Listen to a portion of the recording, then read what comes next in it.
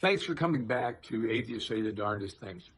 We're often fooled as Christians by this notion that somehow atheists have an in-house unity that just simply doesn't exist. Believe me, they're always at each other's throats in private about their little pet theories. And one of these differences shows up in a man named Daniel Dennett. He died, I think, in April of 2024, maybe. You can see if that's correct. He's an interesting guy in some ways. To me, honestly, very uninteresting most of the time, but he has some serious outlier attitudes. And one of them came with this idea of free will. Let me read you a typical definition that atheists are okay with on free will. Free will maintains the ability to make a choice between various options is possible, even in the face of external influence. So free will says that you, as an individual, even with external influences, in other words, if somebody comes up and sticks a gun in my back and says, you either say this bill and give me your wallet or die, I still have a choice between saying yes or no. Now, you might think that I've been coerced into saying, don't kill me, but I might just choose it. Suppose I'm having a bad day and say, go ahead and shoot me. That's free will. Now, that seems rational to you because you think there is a you inside of you.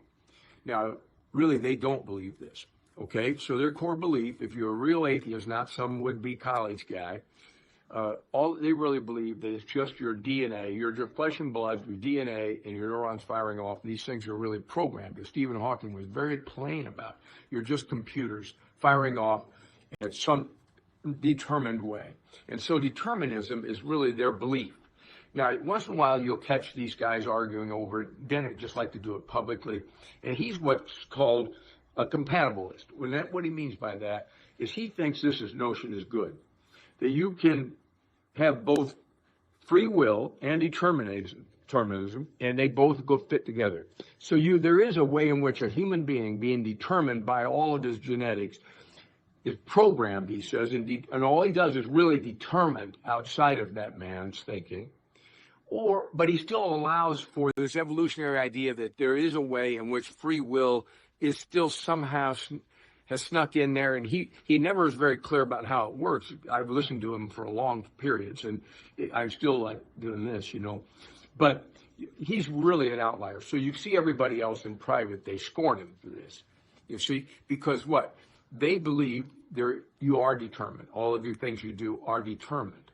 So that there's no you hiding in you, a spirit of some sort.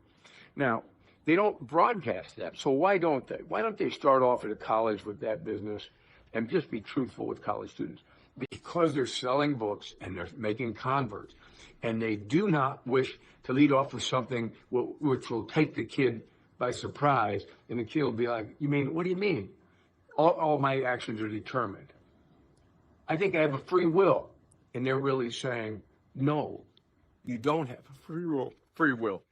And if I bring that up, they'll try to use all kinds of different things to distract you. And if you won't let them distract you, you'll find out that free will business is a nightmare for an atheist, a real atheist. Not your kid, not the guy who's a professor who doesn't even know what he's talking about when he discusses atheism. But I'm saying to you, a real atheist, card-carrying atheist, he will not think free will is his. He thinks all is determined. Think about the consequences of that. Don't be disturbed by that as a Christian. Just be grateful that this kind of nonsense is all they rise up to.